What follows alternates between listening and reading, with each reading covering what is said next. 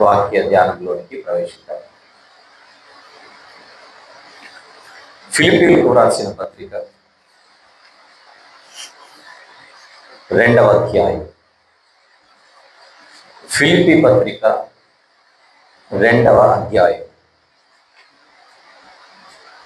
6వ వచనము నుండి 8వ వచనం వరకు మనమందరం కలిసి చదువుదాం ఒకసారి. నాతో పాటు మీరు, మీతో పాటు నేను. ఫిలిప్పీ పత్రిక 2వ అధ్యాయము 6 నుంచి 8 వచనములు ప్రారంభిద్దాం. ఆయన దేవుని స్వరూపము కలిగిన వాడై ఉండి దేవునితో సమానముగా ఉండుట విడిచిపెట్టకూడని భాగ్యమని ఎంచుకొనలేదు గాని మనుషుల పోలికగా పుట్టి దాసుని స్వరూపమును ధరించుకొని తన్ను తానే రిక్తునిగా చేసుకొనెను. మరియు ఆయన ఆకారమందు మనుష్యుడిగా కనబడి మరణము పొందినంతగా, అనగా శిలువ మరణము పొందినంతగా విధేయత చూపిన వాడై తన్ను తాను తగ్గించుకునేది. అంతవరకు చాలు. చిన్న ప్రార్థన చేసుకొని మనము ధ్యానంలోనికి ప్రవేశిద్దాం. పరిశుద్ధుడైనటువంటి మా ప్రియ పరలోకపు తండ్రి, మహాగణుడైనటువంటి గొప్ప దేవ, మీ ప్రియ కుమారుడు, మా ప్రభు ప్రియ రక్షకుడు యేసుక్రీస్తు ప్రభు వారి అతి పరిశుద్ధమైన నామంలో శిలువపై మా అందరి నిమిత్తం ఆయన చిందించిన నిష్కలంకమైన రక్తంను ఆశ్రయించి మేమందరము కలిసి ప్రీతిగా మీ వైపు చూస్తూ వస్తూ ఉన్నాం. ఏ మాటలైతే ఈ దినాన మేము ఆలోచించబోచున్నామో, ధ్యానించబోచున్నామో అవన్నీ కూడా మా ధ్యానంలో మీకు మహిమకరముగా, మాకు ఎంతో దీవెనకరముగా, ప్రయోజనకరముగా ఉండులాగున సహాయం చేయమని వేడుకొచ్చున్నాం. ఇందు నిమిత్తము మీ ఆత్మ సహాయంను సమృద్ధిగా మాతో ఉంచమని భయముతో, భక్తితో, వినయ విధేయతలతో, శ్రద్ధాశక్తులతో మీ మాటలు మేము గ్రహించుటకు, మా మనసులలో ముద్రించుకున్నటకు సహాయం చేయమని యేసు ప్రభు వారి అతి శ్రేష్టమైన నామంలోనే ఈ ప్రార్థన మనవులు మీకే సమర్పించి వేడుకొనుచున్నాము తండ్రి. ఆమేన్. ప్రభునందు ప్రియులారా, మనకు సమయం చాలా విలువైంది కనుక ప్రతి క్షణాన్ని జాగ్రత్తగా మనం వినియోగించుకుంటూ మనం ముందుకెళ్దాం. చదవబడినటువంటి వాక్య భాగము ఫిలిప్పీ పత్రికలోనిది. ఆ పత్రికలో 2వ అధ్యాయము 6 నుంచి 8 వచనాలు ఏవైతే మనం చదువుకున్నామో అక్కడికి వచ్చే ముందుగా తిమోతి గారికి రాసిన మొదటి పత్రికలో ఒక మాటను చదివి తర్వాత ఇక్కడికి వద్దాం. తిమోతి గారికి రాసిన మొదటి పత్రిక 3వ అధ్యాయం, అందులోని 15వ వచనం ఒకసారి చూద్దాం. 15వ వచనం. అయినను నేను ఆలస్యము చేసిన ఎడల దేవుని మందిరములు, అనగా జీవము గల దేవుని సంఘములో జనులేలాగూ ప్రవర్తింపవలెనో అది నీకు తెలియవలెనని ఈ సంగతులను నీకు వ్రాయిచున్నాను. ఆ సంఘము సత్యమునకు స్తంభమును ఆధారమునై ఉన్నది. చదివినటువంటి వాక్య భాగంలో సంఘము అంటే ఏమిటి, సంఘము యొక్క బాధ్యత ఏమిటి అన్నది కనబడుతోంది. సంఘము అంటే ఇది మనిషిది కాదు, జీవము గల దేవునిది అని కనబడుతోంది. గమనించండి. తిమోతి గారికి రాసిన మొదటి పత్రిక 3వ అధ్యాయం 15వ వచనంలో జీవము గల దేవుని సంఘము అని కనబడుతోంది. మనం చదువుకున్నాం ఇప్పుడే. అంటే దీని అర్థం సంఘము ఎవరిది? దేవునిది. సంఘము దేవునిది అన్నప్పుడు మనిషిది కాదు అని అర్థమైపోయింది.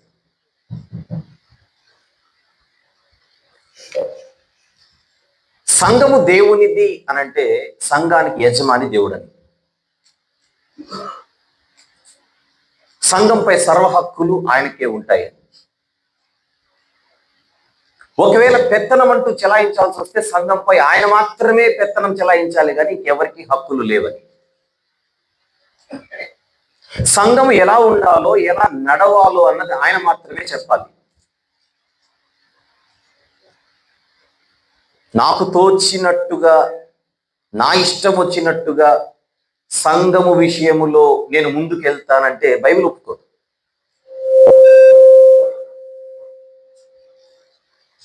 హలో,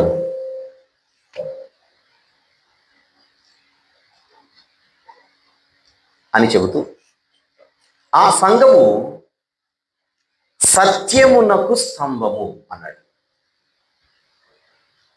ఆ సంఘము సత్యమునకు ఆధారము అయి ఉన్నది. సంఘము సత్యమునకు స్తంభము, సత్యమునకు ఆధారము. అంటే సత్యం ఉన్నదే సంఘం అవుతుంది. సత్యము లేనిది అది సంఘం అని అనిపించుకోదు. అదే కదా దాని సారాంశం. పక్కనే తీతు పత్రిక అని ఒకటి ఉంది, అక్కడికి వెళ్దాం ఒకసారి. తీతు గారికి వ్రాసిన పత్రిక, మొదటి అధ్యాయము. తీతు గారికి వ్రాసిన పత్రిక మొదటి అధ్యాయము, అందులోని 9వ వచనాన్ని ఒకసారి చూద్దాం. 9. తాను హితబోధ విషయమై. ఏ బోధ?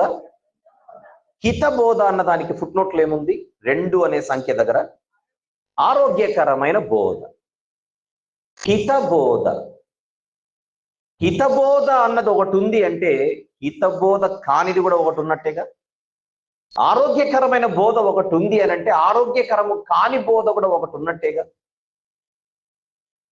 తాను హితబోధ విషయమై జనులను హెచ్చరించుటకును ఎదురాడు వారి మాట ఖండించుటకును శక్తి గలవాడగునట్లు ఉపదేశమును అనుసరించి నమ్మదగిన బోధ, అవన్నీ అండర్లైన్ చేద్దాం ఆ మాట.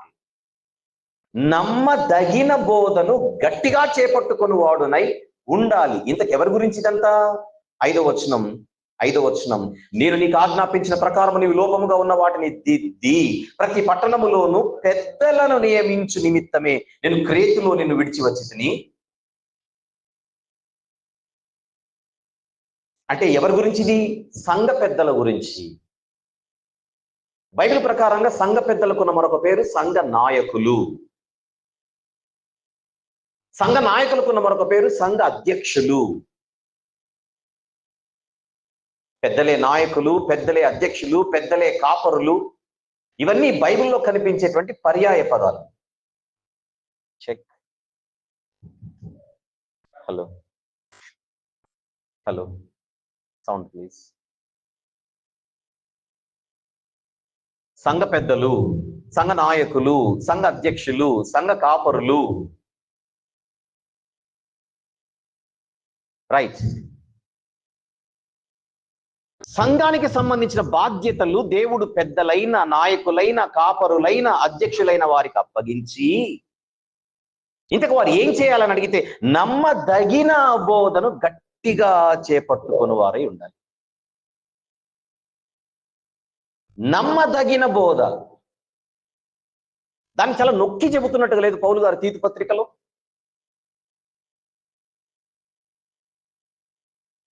నమ్మదగిన బోధను సంఘ నాయకులు చేపట్టాలి అని అంటే నమ్మదగని బోధ కూడా ఒకటి ఉన్నట్టేగా.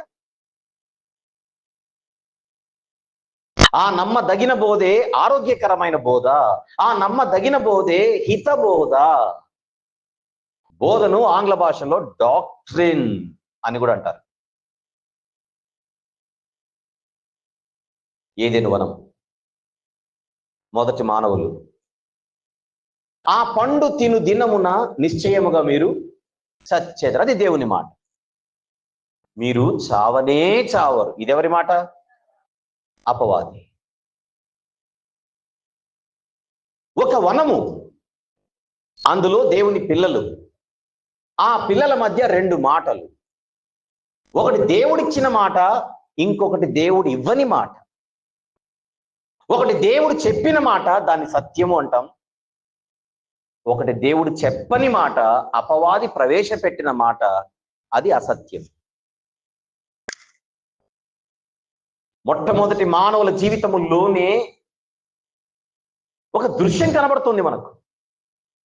వనం ఎవరిది? దేవునిది. జీవము గల దేవుని వనము. ఆ జీవము గల దేవుని వనములో దేవుడు ఉంచిన మానవులు. అందులో స్త్రీ ఉన్నది, పురుషుడు ఉన్నారు, ఇద్దరు. స్త్రీ పురుషులు కలిసిన దేవుని వనము. స్త్రీ పురుషులు కలిసిన దేవుని వనములో దేవుడు ఒక మాటను ఆజ్ఞగా వారికి ఇచ్చాడు. ఆ స్త్రీ పురుషులు కలిసిన దేవుని వనములోనికి అపవాది ప్రవేశం. ఆ అపవాది ప్రవేశపెట్టిన మరొక మాట. ఇదంతా మీకు దేనికో సాదృశ్యంగా ఉన్నట్టు కనిపించట్లేదు? 2 నిబంధనలు బైబిల్లో. ఒకటి పాత నిబంధన, మరొకటి క్రొత్త నిబంధన. పాత నిబంధన అనేది ఛాయ, షాడో. క్రొత్త నిబంధన అన్నది నిజం, వెలుగు. పాత నిబంధన అన్నది క్రొత్త నిబంధనకు సాదృశ్యం. పాత నిబంధన ఎప్పుడు చదువుతున్నా క్రొత్త నిబంధన వెలుగులో చదవాలి. పాత నిబంధనలో పస్కా పశువు ఉంటుంది, దాన్ని ఒంటరిగా చదవకూడదు. క్రొత్త నిబంధన వెలుగులో చదివితే ఆ పస్కా పశువు ఎవరిని సూచిస్తుందో మనకు అర్థమవుతుంది. పాత నిబంధనలో పులియని రొట్టె అని ఉంటుంది, అది ఒంటరిగా చూస్తే రొట్టెలాగానే కనపడుతుంది. కానీ ఆ పులియని రొట్టె అంటే ఏంటో, అది దేనికి సాదృశ్యమో తెలియాలంటే క్రొత్త నిబంధన వెలుగులో చదవాలి. పాత నిబంధనలో ప్రథమ ఫలముల పండుగ అని ఉంటుంది, అది ఒంటరిగా చదివితే ఆ పండుగలాగానే కనపడుతుంది. అదే క్రొత్త నిబంధన వెలుగులో చదివితే ఆ ప్రథమ ఫలం అంటే ఏంటో మనకు అర్థమవుతుంది. ఉదాహరణకు నేను 3 పదాలు చెప్పాను: పస్కా పశువు, పులియని రొట్టె, ప్రథమ ఫలం. ఈ 3 పాత నిబంధనను మాత్రమే మనం చూస్తూ చదివితే పశువు పశువుగానే ఉంటుంది, రొట్టె రొట్టెగానే ఉంటుంది, ఫలము ఫలముగానే ఉంటుంది. అదే క్రొత్త నిబంధన వెలుగులో చదివితే ఆ పస్కా పశువు శిలువపై మనందరి కొరకు బలి అయిన యేసుక్రీస్తు ప్రభు వారి దేహాన్ని సూచిస్తుంటుంది, బలిని సూచిస్తుంటుంది. బలి పశువు. పులియని రొట్టె దేనికి సాదృశ్యం? ఆయన పునరుత్థానానికి సాదృశ్యం. ఆయన దేహము కుళ్ళిపోలేదు, కుళ్ళిపోని ఆయన దేహం అది. ఆ ప్రథమ ఫలమే పునరుత్థానం. ప్రథమ ఫలము పునరుత్థానం. నిద్రించిన వారిలో క్రీస్తు ప్రథమ ఫలమై ఉన్నాడు. అందుచేత క్రొత్త నిబంధన అనే టార్చ్ లైట్ కనుక వేయకపోతే ఓల్డ్ టెస్టిమెంట్ అర్థం కాదు. అలాగనే క్రొత్త నిబంధన చదివేటప్పుడు పాత నిబంధన ఛాయలో, పాత నిబంధన నీడలో మనం చదవకపోతే విషయం అర్థం కాదు. ఇది మనం మనసులో పెట్టుకుంటే ఆ ఏదెను వనము క్రొత్త నిబంధనలో ఉన్న సంఘానికి సాదృశ్యం. ఆ వనము ఎవరిది అనే ప్రశ్నకు సమాధానం దేవునిది. ఈ సంఘము ఎవరిది అనే ప్రశ్నకు సమాధానం దేవునిది. ఆ వనములో స్త్రీ పురుషులు ఇరువురు, ఈ సంఘములో స్త్రీ పురుషులు ఇరువురు. స్త్రీ పురుషులను ఆ వనములో ఉంచినది దేవుడు. ఈ రోజు సంఘములోనికి మనలందరినీ నడిపించినది దేవుడే. సేమ్. ఆ వనములో మీరు ఉండాలి అని అంటే నేనిచ్చిన మాటకు మీరు కట్టుబడి ఉండాలి. అది వనము. ఈరోజు దేవుని సంఘములో మనం ఉండి దేవుని చేత నా సంఘస్థులు అని మనం పరిగణించబడాలంటే ఆయన ఇచ్చిన మాటకు మనం కట్టుబడి ఉండాలి. అది నమూనా, ఇది నిజం. వాచ్ నాది, మొబైల్ నాది, కెమెరా నాది, పుస్తకము నాది, వాహనం నాది, ఇల్లు నాది, పొలము నాది అనొచ్చు. సంఘము దేవుని, సర్వ హక్కులు దేవుని. ఆ సంఘము ఎలా నడవాలో, ఆ సంఘం ఎలా నడవకూడదో తెలియడానికి దేవుడి సంఘానికి ఒక రాజ్యాంగం ఇచ్చాడు. అది మన చేతిలో ఉన్న బైబిల్.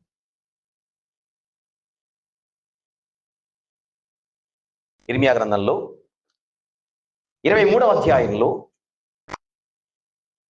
ఎవరైనా నోట్ చేసుకుంటూ ఉంటే దయచేసి 16వ వచనం నుండి 28వ వచనం వరకు అలా రాసుకోండి. అన్ని ఇప్పుడు మనం చదవలేము. ఇర్మియా గ్రంథం 23వ అధ్యాయము 16 నుంచి 28వ వచనం వరకు. 16లో ఏముందో చూద్దాం. సైన్యములకు అధిపతియగు యెహోవా ఇలాగు సెలవిచ్చుచున్నాడు: మీకు ప్రవచనములు ప్రకటించు ప్రవక్తల మాటలను ఆలకింపకుడి. ఆలకించుడి కాదు, ఆలకింపకుడి. వారు మిమ్మును భ్రమ పెట్టుదురు. పేరుకు ప్రవక్తలు, పెట్టేది మాత్రం భ్రమ. పాత నిబంధనలోనే ఇర్మియా గారు ఎవరైతే ఉన్నారో ఆయన లాంటి నిజమైన ప్రవక్తలున్న ఆ సమాజంలో భ్రమ పెట్టే ప్రవక్తలు కూడా ఉన్నారండి.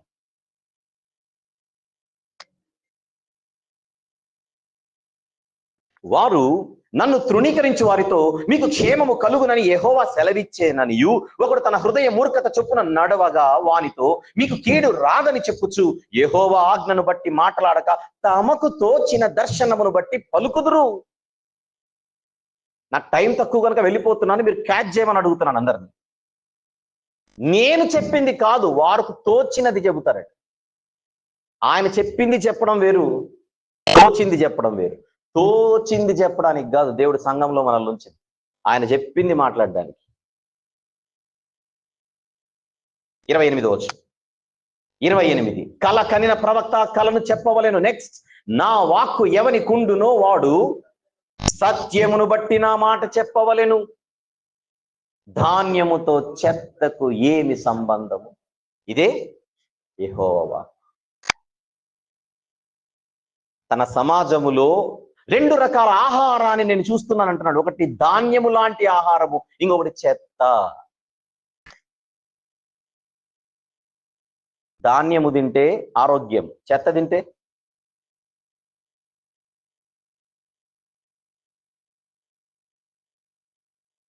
ఏ దురలవాట్లు లేకపోయినా క్యాన్సర్లు వస్తున్నాయి ఈ మధ్య కాలంలో ఎక్కువగా. దేనికి అని విచారిస్తే ఆహారంలో కల్తీ.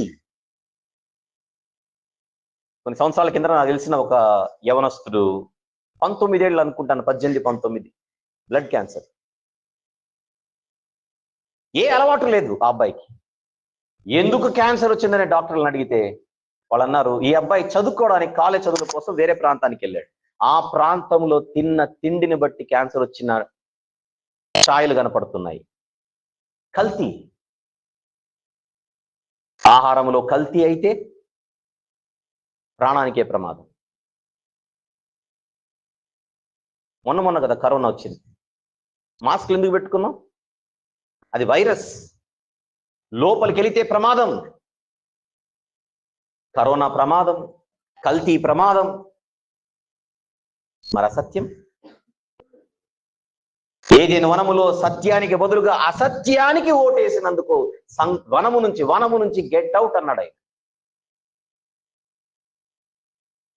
అందుకే జీవము గల దేవుని సంఘము ప్రపంచమంతా ఈరోజు ఉండగా సార్వత్రికంగా, ఈ సార్వత్రిక సంఘములో స్థానిక సంఘాలుగా అనేకం ఉన్నాయి.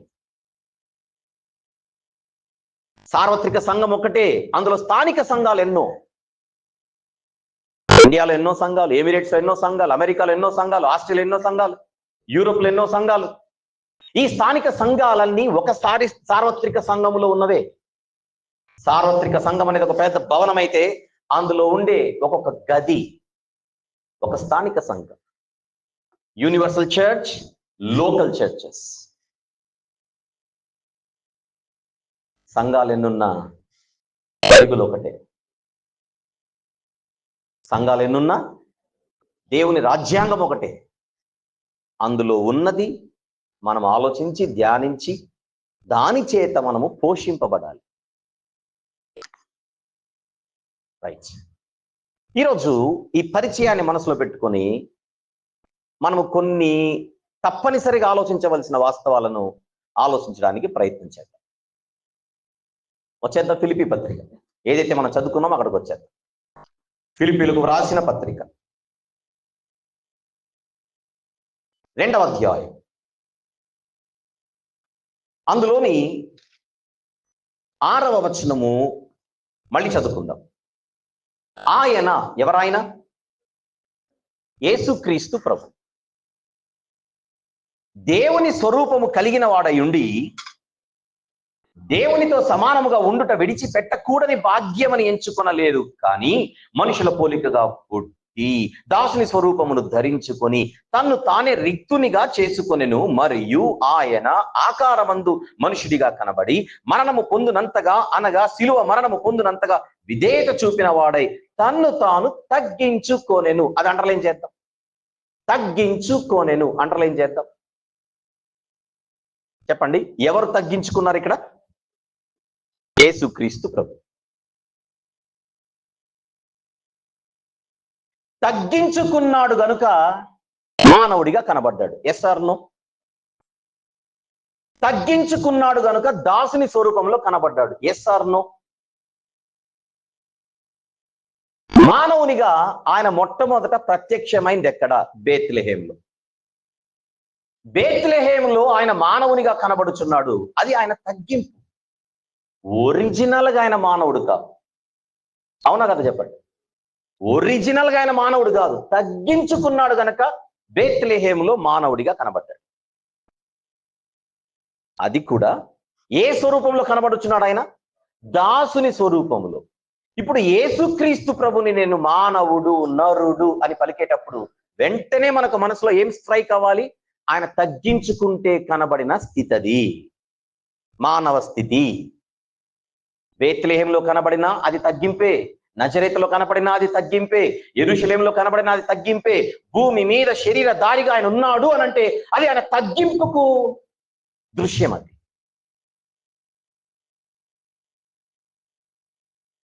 రైట్.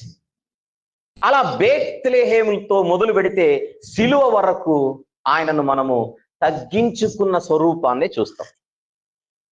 పుట్టుక నుంచి మరణము వరకు, పుట్టుక నుంచి మరణము వరకు అది తగ్గింపు, అది తగ్గింపు, అది తగ్గింపు. నరునిగా ఉండడం అంటేనే తగ్గింపు. అందుకే అక్కడ చెప్తున్నాడు నీట్గా, మనుషుల పోలికగా పుట్టి, అంటే వాస్తవానికి ఆయన మనుషుడు కాడు. దాసుని స్వరూపమును ధరించుకుంటే ఆ స్వరూపం వచ్చింది. ఒరిజినల్ గా ఆయన దాసుడు కాదనేగా.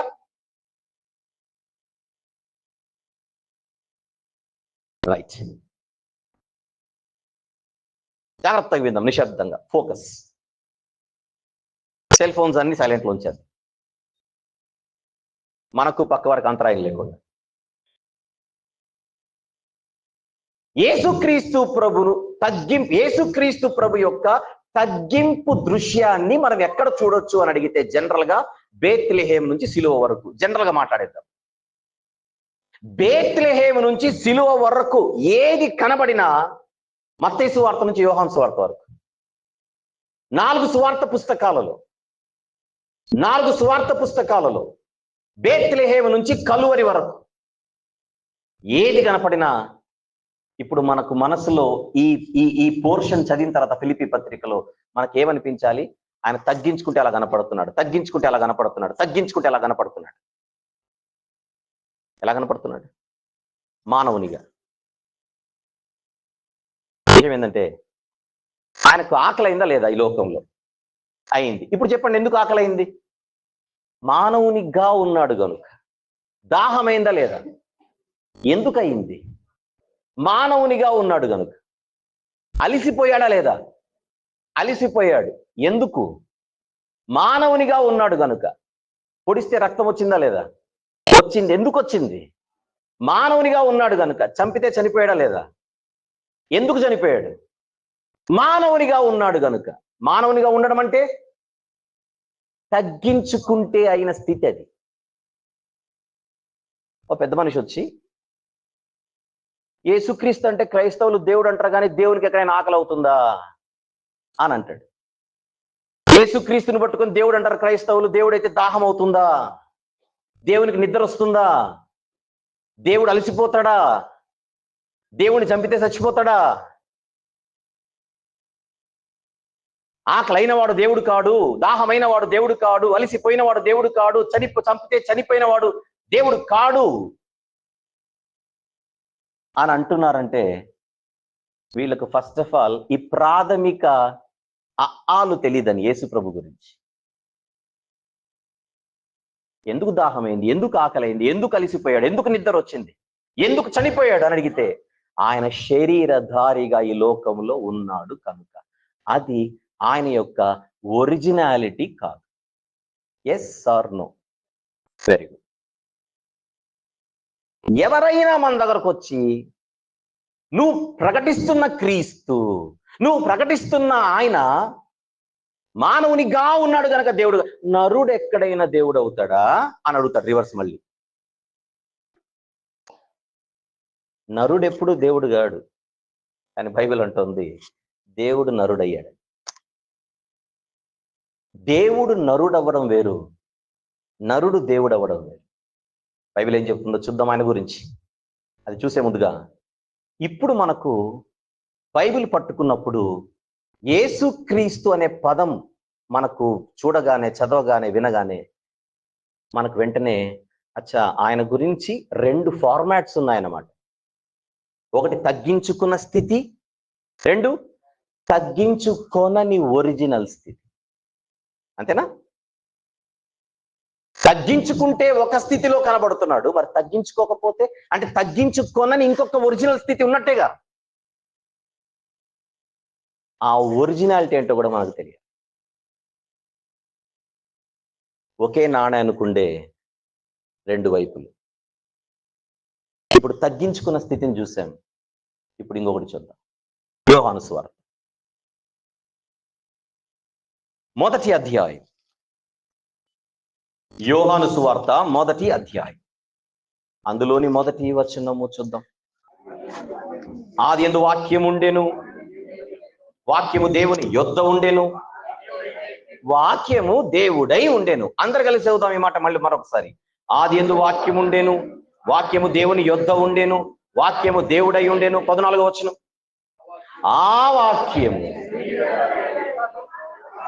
శరీరధారి అయి కృపా సత్య సంపూర్ణుడిగా మన మధ్య నివసించెను. ఆ మొదటి వచనాన్ని 14వ వచనాన్ని పక్కన పెట్టుకుంటే, మొదటి వచనంలో వాక్యము దేవుడు అనుంది. కలిసే చదివాం కదా అందరం. వాక్యము దేవుడు. 14వ వచనంలో ఆ వాక్యము శరీరధారి అంటే ఆ దేవుడు శరీరధారి. ఆ వాక్యము శరీరధారి అంటే అర్థం ఏంటి? ఆ దేవుడు శరీరధారి అయి, ఆ వాక్యము శరీరధారి అయి, ఆ దేవుడు శరీరధారి అయి కృపా సత్య సంపూర్ణుడిగా మన మధ్య నివసించెను. అంటే శరీరధారిగా ఈ లోకానికి వచ్చిన ఆయన ఒరిజినల్గా ఎవరని బైబిల్ చెప్పింది? దేవుడు దేవుడు దేవుడు దేవుడు. ఫస్ట్ దేవుడా, ఫస్ట్ నరుడా? ఆయన చెప్పండి. ఫస్ట్ దేవుడు. ఆ దేవుడు ఏమయ్యాడు? నరుడయ్యాడు. దేవుడు నరుడైతే ప్రాబ్లం లేదు, నరుడు దేవుడైతే ప్రాబ్లం. నరుడు దేవుడు అవడం అంటే ఏంటి? ఎగ్జాంపుల్ చెప్పండి అన్నారు అనుకోండి. ఇప్పుడు నేనే దేవుడిని అన్నాను అనుకోండి, అది నరుడు దేవుడు అవడం. నేనే దేవుడిని, నన్ను పూజించమని అంటున్నాను నేను. నువ్వు మనిషివి, నువ్వు దేవుడు కాలేవు. గుర్తుపెట్టుకుందాం, మనుషులు ఎప్పుడు దేవుళ్ళు కాలేరు, నరుడు ఎప్పుడు దేవుడు కాలేడు. దేవుడు నరుడు అవుతాడు అయ్యాడు. ఎవరైనా ఆయన నరుడు కదండి, నరుడు ఎక్కడైనా దేవుడు అవుతాడా అని అంటే, ఫస్ట్ ఆఫ్ ఆల్ నీ ప్రశ్నే తప్పు. నరుడు ఎక్కడ దేవుడు అయ్యాడు? బైబిల్ అలా చెప్పలా. ఏ నుంచి జెడ్ వరకు ఎవడో నేర్చుకుంటాడు, జెడ్ నుంచి ఏ వరకు నేర్చుకుంటాడు? రివర్స్. ఏ నుంచి జెడ్ వరకు. ఆయన ఒరిజినల్ గా ఎవరు అంటే దేవుడు అంటున్నాడు, దేవుడు అంటోంది బైబిల్. ఆ దేవుడు నరుడై చెప్పాలి. ఏదైనా పని ఉంటే నరుడై ఉంటాడా, పని లేకున్నా నరుడై ఉంటాడా? మనలో మాట. ఏదైనా అవసరం ఉంటే నరుడై ఉంటాడా, అవసరం లేకున్నా నరుడై ఉంటాడా?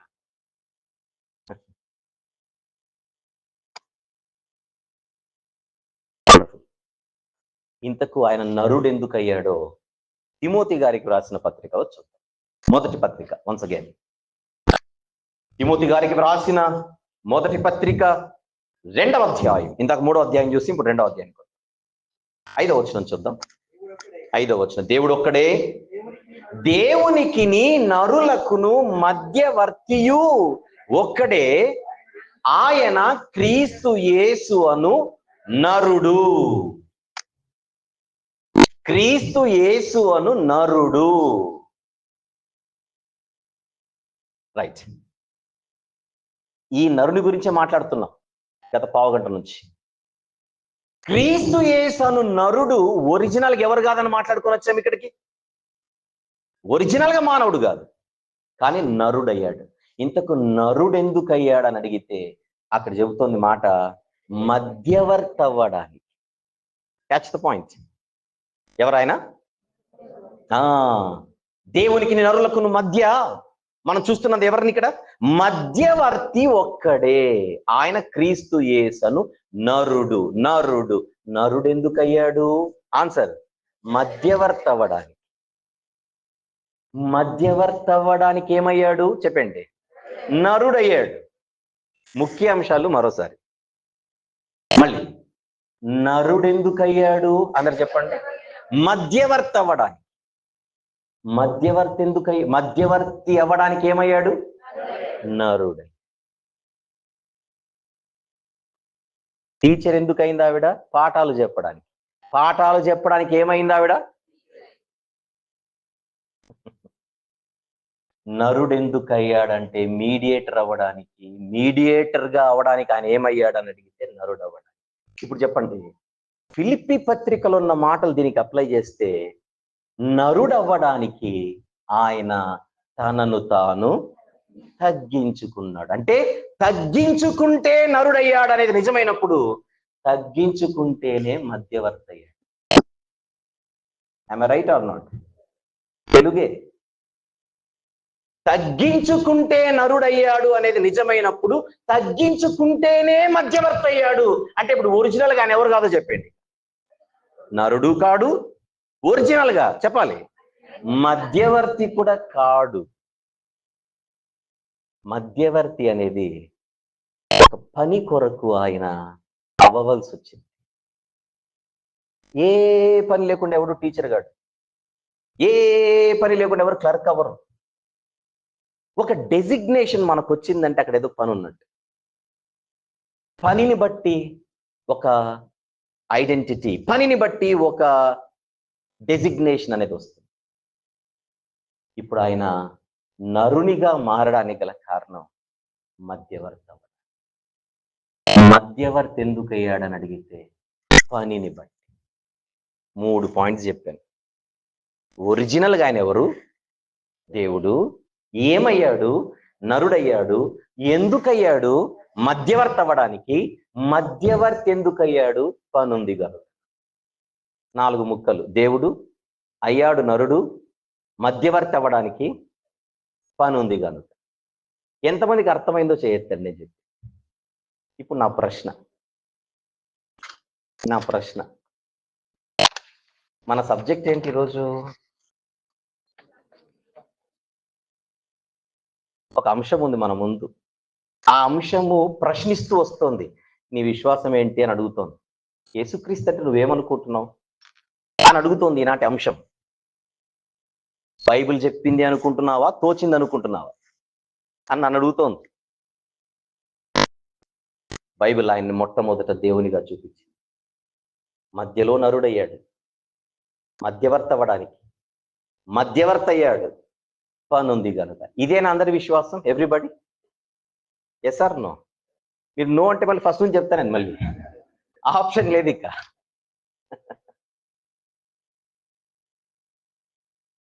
దేవుడు చెప్పిందే మనం నేర్చుకోవాలి, మనం ఏదో ఊహించుకొని కాదు.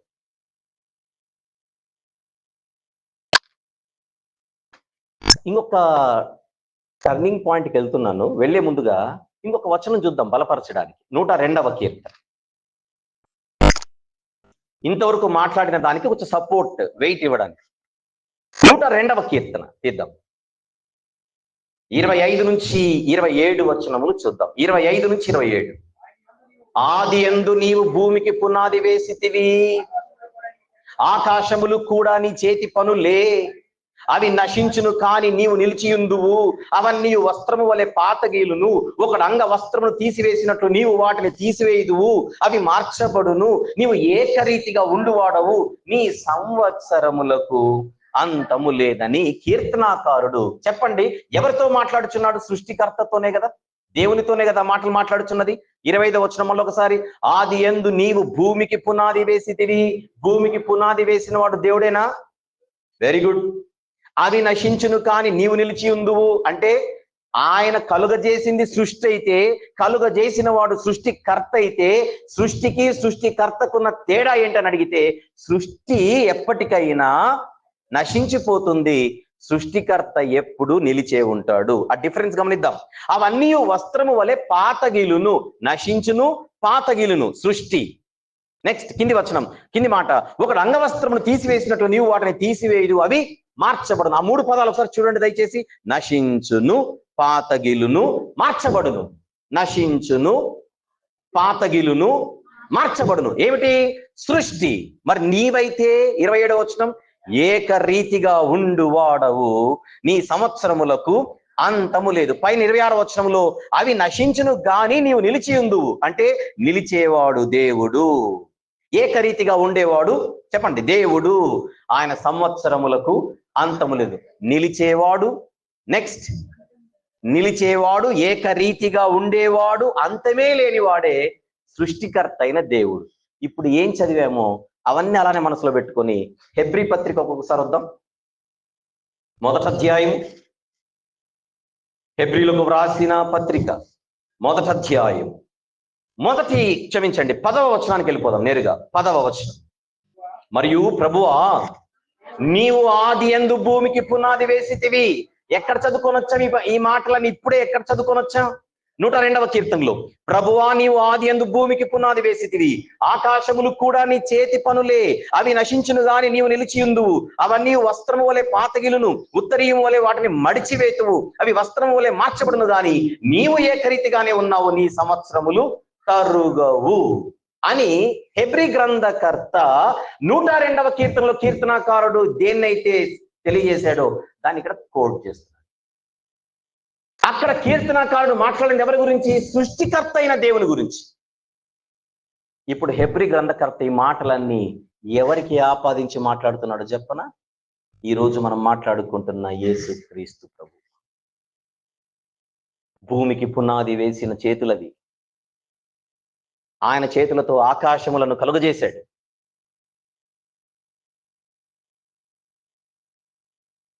యేసుక్రీస్తు ప్రభు అంటే సృజింపబడినవాడు కాదు, సృష్టించినవాడు. 13వ అధ్యాయం, అదే హెబ్రీ పత్రిక 13వ అధ్యాయం కాదు 8వ వచనం చూద్దాం. హెబ్రీ పత్రిక 13వ అధ్యాయము 8వ వచనం. యేసుక్రీస్తు నిన్న నేడు ఒక్కటే రీతిగా ఉన్నాడు, అవును యుగ యుగములకు ఒక్కటే రీతిగా ఉండును. పేరు పెట్టి చెబుతున్నాడు. నేను మాట్లాడుతుంది ఎవరి గురించి అని చెప్తున్నాడు ఆయన? యేసుక్రీస్తు, యేసుక్రీస్తు, యేసుక్రీస్తు. ఎవరైనా అని అడిగితే నిన్న నేడు ఒక్కటే రీతిగా ఉన్నవాడు, ఉండేవాడు. ఇవన్నీ ఆలోచిస్తుంటే బైబిల్ ఆయనని ఏమని తెలియజేస్తుంది? ఒరిజినల్ గా ఆయన దేవుడు. ఆయనకు ఆది లేదు, అంతము లేదు. సృష్టికర్త, నిరంతరము ఏకరీతిగా ఉండేవాడు. అది ఆయన ఒరిజినల్. తగ్గించుకుంటే చరిత్రలో నరునిగా కనబడుతుంది, తగ్గించుకుంటే మధ్యవర్తిగా కనబడుతున్నాడు. మధ్యవర్తి ఎందుకు అయ్యాడు అనే ప్రశ్నకు సమాధానం ఏదో పనుంది. ఎక్స్క్యూజ్ మీ, ఈనాడు ఈ సందేశానికి నేను ఇంతవరకు మాట్లాడింది మొదటి భాగం. మీరు రాసుకుంటుంటే ఒకవేళ ఇది మొదటి భాగం అందాం. మొబైల్ సైలెంట్లో ఉంచుతాం ప్లీజ్. చెక్ చేసుకుందాం, అందరు మొబైల్ చెక్ చేసుకుందాం. చాలా డీప్ సబ్జెక్ట్ మనం మాట్లాడుతున్నాం కనుక ఆ డిస్టర్బెన్స్ అవాయిడ్ చేయాలి.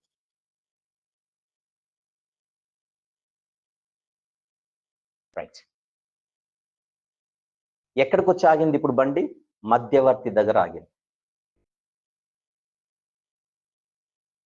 కాసేపు బైబిల్ దగ్గర కాకుండా సమాజంలో మనకు మధ్యవర్తులు ఉంటారా? మన సమాజంలో జనరల్ గా మన దైనందిన జీవితంలో మధ్యవర్తులు అనేవారు కనబడుతూ ఉంటారా?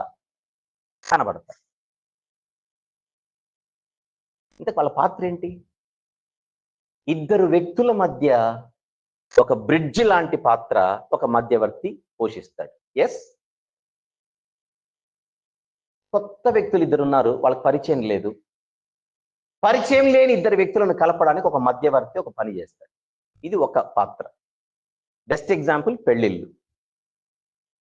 ఒక మనిషి ఒక పెళ్లిని కుదిర్చాడు, అబ్బాయి ఇంటోళ్లను అమ్మాయి ఇంటోళ్లను కలిపాడు. అబ్బాయి ఇంటి వాళ్ళకు అమ్మాయి ఇంటి వాళ్ళు పరిచయం లేదు, అమ్మాయి ఇంటి వాళ్ళు అబ్బాయి ఇంటి వాళ్ళకి పరిచయం లేదు. అప్పుడు ఎవరు పోషిస్తారు పాత్ర? మధ్యవర్తి. ఇది ఒకటి. మరికొన్ని సందర్భాలలో ఇద్దరు వ్యక్తుల మధ్యనో, రెండు కుటుంబాల మధ్యనో, రెండు గ్రూపుల మధ్యనో, రెండు పార్టీల మధ్యనో, రెండు వర్గాల మధ్యనో ఏవో మనస్పర్ధలు వచ్చి గ్యాప్ ఏర్పడింది. ఇప్పుడు వీళ్ళిద్దరికి సంధి కుదర్చాలంటే ఒక మధ్యవర్తి ఒక పని చేస్తాడు, ఒక పాత్ర పోషిస్తాడు. సమాధానపరిచే ఒక పాత్ర, సంధి చేకూర్చే ఒక పాత్ర. జనరల్గా మీడియేటర్స్ అనే వాళ్ళు ఏవే కదా పనులు చేసేది. ఆ పనిని బట్టే కదా ఆయన మీడియేటర్ అనేది. ఆ పనిని బట్టే కదా ఆ వ్యక్తిని మధ్యవర్తి అనేది. రైట్. ఇది సమాజంలో మనకు కనిపించే మధ్యవర్తిత్వం మన సొసైటీలో ఈ రోజుకి. అయితే బైబిల్లో పాత నిబంధన అని ఒకటి ఉంది కదా, ఆ పాత నిబంధనలో ఇన్ ద బిగినింగ్ అంటే ప్రారంభంలో ఏం జరిగిందని అడిగితే, సృష్టికర్తకు మానవ జాతికి ఒకానొక సందర్భంలో గ్యాప్ ఏర్పడింది. ఎప్పుడు? ఆజ్ఞ అతిక్రమించినప్పుడు జరిగింది ఆజ్ఞ అతిక్రమం. రైట్. ఆజ్ఞ అతిక్రమం జరిగినప్పుడు ఏం చోటు చేసుకుంది అని అడిగితే, పరిశుద్ధుడైన దేవునికి పాపాన్ని అంటించుకున్న మానవులకు మధ్య గ్యాప్ ఏర్పడింది. ఎందుకు ఏర్పడింది? ఎందుకు ఏర్పడిందంటే, దేవుడిచ్చిన సత్యం అనే మాటకు వారు దూరమయ్యారు. ఎప్పుడైతే మానవులు సత్యానికి దూరమయ్యారో, గ్యాప్ స్టార్ట్ అయింది.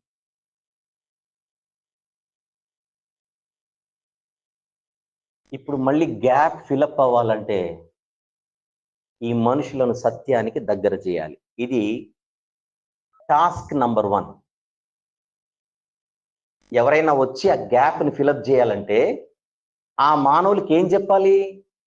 వాళ్ళు దేనికైతే దూరం అయ్యారో దానికి మళ్ళీ వారిని దగ్గర చేయాలి. ఇది పని నంబర్ 1.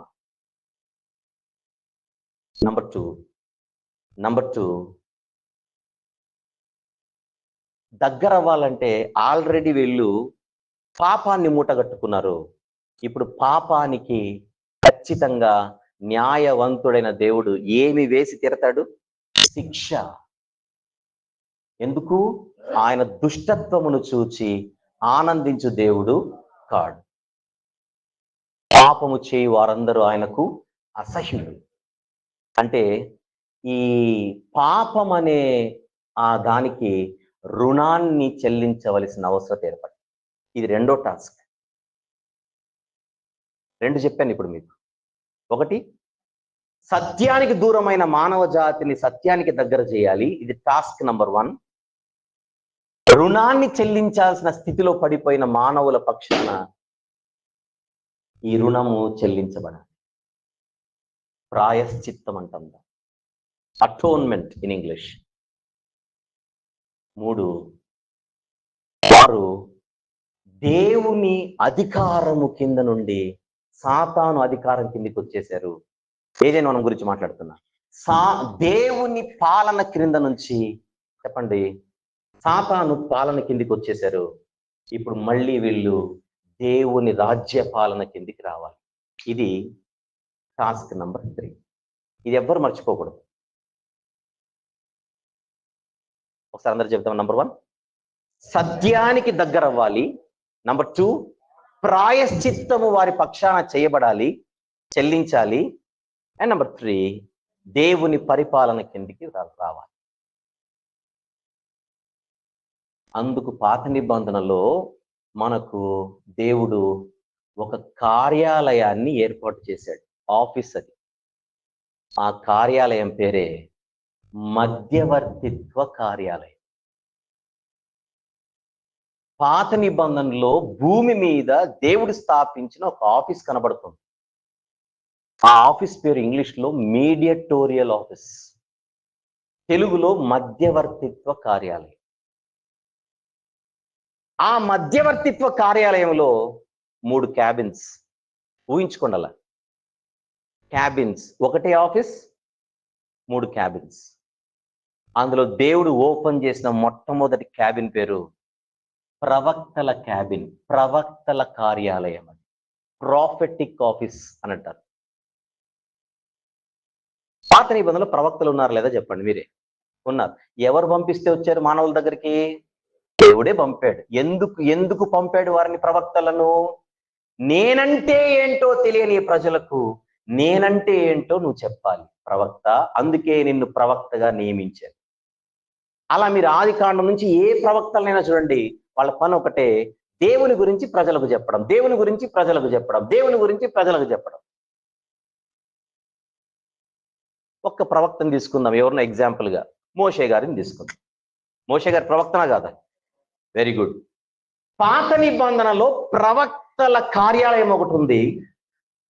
ఆ ప్రవక్త పాత్ర ఏంటని అడిగితే దేవునికి ప్రజలకు మధ్యవర్తిగా ఉండి ఆ దేవుని ప్రజలకు ప్రత్యక్షపరుస్తూ ఉండేవాడే ప్రాఫెట్. ప్రవక్తలందరూ చేసిన పని అదే.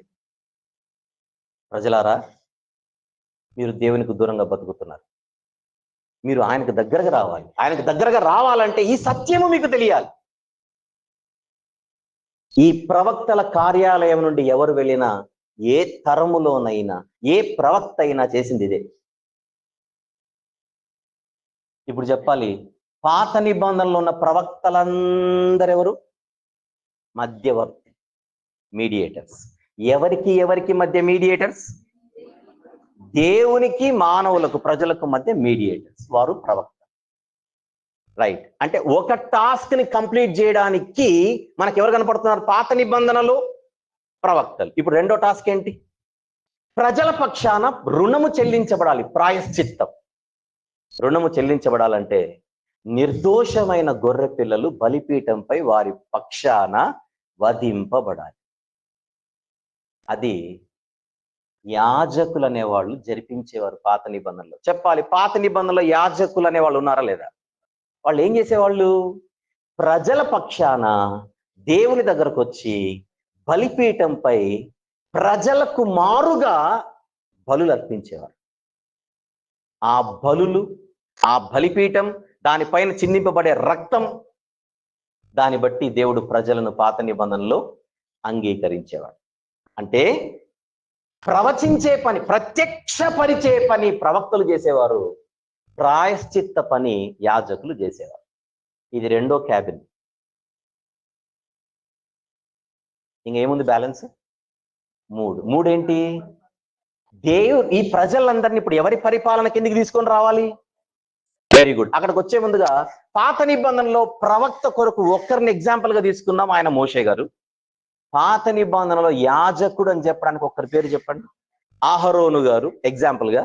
ఇకపోతే పాత నిబంధనలో దేవుడు ఇష్టపడి నియమించిన ఒక రాజు ఉన్నాడు ప్రజలపై, దావీదు గారు ఎగ్జాంపుల్.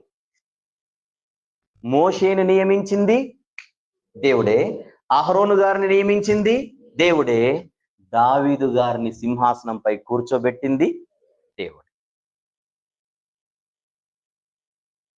దావీదు గారి ద్వారా దేవుడు ప్రజలను తన పాలన కిందికి తీసుకొని రావాలి.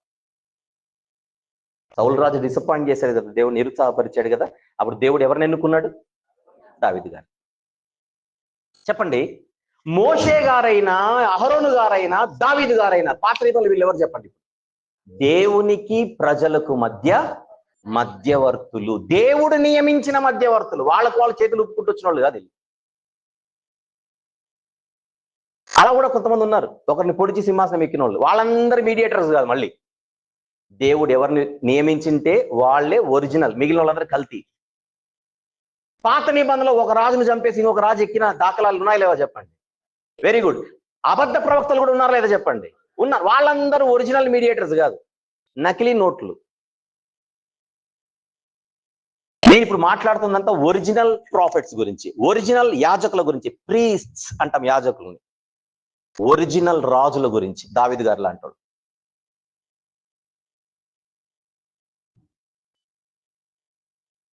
పాత నిబంధనలో మధ్యవర్తిత్వ కార్యాలయం ఉంది. ఆ మధ్యవర్తిత్వ కార్యాలయంలో 3 ఫ్లోర్లు అంటారా, 3 క్యాబిన్లు అంటారా, మీ ఇష్టం. ఒక క్యాబిన్ లో లేదా ఒక ఫ్లోర్ లో ప్రవక్తల కార్యాలయం ఉంటుంది, ప్రాఫెటిక్ ఆఫీస్ అంటారు. మరొకటి యాజకుల కార్యాలయం ఉంటుంది, ప్రీస్ట్లీ ఆఫీస్ అంటారు. మరొకటి రాజుల కార్యాలయం ఉంటుంది, కింగ్లీ ఆఫీస్ అంటారు. 3: prophetic, priestly, kingly, royal office. విషయం ఏంటంటే, మోషే అనే ప్రవక్త అయినా, అహరోన్ అనే యాజకుడైనా, దావీద్ అనే రాజైనా, వీళ్ళు వివిధ పాత్రలలో, వివిధ విధులు, రెస్పాన్సిబిలిటీస్, వివిధ విధులలో దేవుని తరపున నియమించబడిన మధ్యవర్తులు. మధ్యవర్తుల్లో 3 రకాలు: ప్రవక్తలు, యాజకులు, రాజులు. ప్రవక్తలు, యాజకులు, రాజులు. ఒకసారి ఈ మాట అందరూ చెప్పండి. ఈ సీక్వెన్స్ లోనే చెప్పాలి. ఫస్ట్ ప్రవక్తలనే చెప్పాలి, సెకండ్ యాజకులు అనాలి, థర్డ్ రాజులు అనాలి. రివర్స్ నుంచి చెప్పకూడదు మళ్ళీ. ఎందుకంటే చరిత్రలో దేవుడు ఫస్ట్ ప్రవక్తలు నిలబెట్టాడు, నెక్స్ట్ యాజకులను ప్రవేశపెట్టాడు, తర్వాత రాజులను దింపాడు. రైటా? ఇకపోతే ఈ ముగ్గురికి కామన్ గా ఒక డ్యూటీ ఉంది. అదే వారు ప్రజల మధ్య అవసరాన్ని బట్టి న్యాయాన్ని తీర్చే న్యాయాధిపతులుగా కూడా వ్యవహరించేవారు. ఈ సందర్భంలో ప్రవక్తలు న్యాయాన్ని తీర్పు తీర్చేవారు. న్యాయాధిపతిని ఇంగ్లీష్లో ఏమంటారు? జడ్జ్. కొన్ని సందర్భాలలో ప్రవక్తలు జడ్జెస్ ఉండేవారు. సమూయేలు గారు ఒక న్యాయాధిపతి, ప్రవక్త ఆయన. కొన్ని సందర్భాలలో యాజకులు కూడా న్యాయాధిపతులుగా ఉండేవారు, చూద్దాం ఇప్పుడు. మరికొన్ని సందర్భాలలో రాజులు కూడా, అసలు రాజులు అంటేనే తీర్పు తీర్చేవారు, అది వేరే సంగతి. అంటే ఈ ముగ్గురికి కామన్ గా ఏ క్వాలిటీ ఉంది, ఏ డ్యూటీ ఉంది అంటే మీరు చెప్పేసి ఏమని చెప్పొచ్చు ఇప్పుడు? జడ్జెస్. న్యాయాధిపతులు. Picture clear? రైట్. విషయం ఏంటంటే ఆ న్యాయాధిపతులకు దేవుడు ఒక పేరు పెట్టాడు. ఎవరికి? న్యాయాధిపతులు. ఎవరు న్యాయాధిపతులు అంటే వాళ్ళు ప్రవక్తలు అయిండొచ్చు, నెక్స్ట్ యాజకులు అయిండొచ్చు, నెక్స్ట్ రాజులు అయిండొచ్చు. ఆ తీర్పు తీర్చే న్యాయాధిపతులకు దేవుడు పెట్టుకున్న పేరేంటో 82వ కీర్తనలో చూద్దాం. 82వ కీర్తన మొదటి వచనం చూద్దాం. దేవుని సమాజములో దేవుడు నిలిచి ఉన్నాడు, దైవముల మధ్య ఆయన తీర్పు తీర్చుచున్నాడు. దైవములు అంటే ఏంటో చూద్దాం తర్వాత. ఫస్ట్ ఆఫ్ ఆల్ దేవుడు ఒక సమాజంలో ఉన్నాడు, ఆయన దైవముల మధ్య ఆయన తీర్పు తీర్చుచున్నాడు. 6వ వచనం చూద్దాం. 6వ వచనం కాదు, 2వ వచనానికి వెళ్ళిపోదాం. ఎంతకాలము మీరు అన్యాయముగా తీర్పు తీర్చుదురు? ఎంతకాలము మీరు అన్యాయముగా తీర్పు తీర్చుదురు జడ్జెస్ అంటే దేవుడు ప్రజల మధ్య ఎవరినో తీర్పు తీర్చడానికి ఉంచితే వారు న్యాయంగా తీర్పులు తీర్చకుండా, చెప్పాలి, అన్యాయంగా తీర్పులు తీరుస్తున్నారట. అంటే ఇప్పుడు ఈ కీర్తన ఎవరి గురించి మాట్లాడుతోందో చెప్పండి? న్యాయాధిపతుల గురించి, జడ్జెస్ గురించి. ఎంతకాలము భక్తిహీనుల ఎడల పక్షపాతము చూపుదురు, పేదలకును తల్లిదండ్రులు లేని వారికి న్యాయము తీర్చుడి. ఎవరు చెప్తున్నాడు చెప్పాలి? ఇక జడ్జెస్ కి. ప్రజల మధ్య ఎవరినైతే ఆయన న్యాయాధిపతులుగా నియమించాడు, దరిద్రులను నిరుపేదలను విడిపించుడి, భక్తిహీనుల చేతి నుండి వారిని తప్పించుడి. 6వ వచనానికి వెళ్ళిపోదామా? మీరు దైవములనియు, ఎవరితో అంటున్నాడు ఈ మాట? మీరు దైవములని, జడ్జెస్ తో మీరు దైవములని. నెక్స్ట్, మీరందరూ సర్వోన్నతుని కుమారులని నేనే సెలవిచ్చి ఉన్నాను. అంటే ఎవరినైతే మధ్యవర్తులుగా పెట్టాడో ఆ మధ్యవర్తులైన వారు ప్రవక్తలైండొచ్చు, యాజకులైండొచ్చు, రాజులైండొచ్చు. ముగ్గురికి దేవుడు ఏ రెస్పాన్సిబిలిటీ ఇచ్చాడు? న్యాయాధిపతులనే రెస్పాన్సిబిలిటీ ఇచ్చాడు. ఆ మధ్యవర్తులనే ఈ న్యాయాధిపతులకు ఆయన పెట్టుకున్న పేరు నా కుమారులు. విషయం ఏంటంటే దేవుడు అందరినీ పుట్టించాడు గనుక అందరికి ఆయన తండ్రి. ఆ కుమారత్వం వేరు, కానీ ఈ కుమారత్వం వేరు. ఈ కుమారత్వం పేరు మధ్యవర్తిత్వ కుమారత్వం. What is that? Mediatorial sonship. Best example చెప్తాను. దావీదు గారి తర్వాత ఇశ్రాయేలీయులను పరిపాలించిన రాజు పేరేంటి? సొలొమోను గారు. సొలొమోను గారిని దేవుడే ఎన్నుకున్నాడా? ఆయనంతగా ఆయన వచ్చాడా సింహాసనంపై? ఎన్నుకున్నాడు. ఎన్నుకునే ముందుగా దావీదు గారికి దేవుడు ఏం చెప్తున్నాడో చూద్దాం. దినవృత్తాంతముల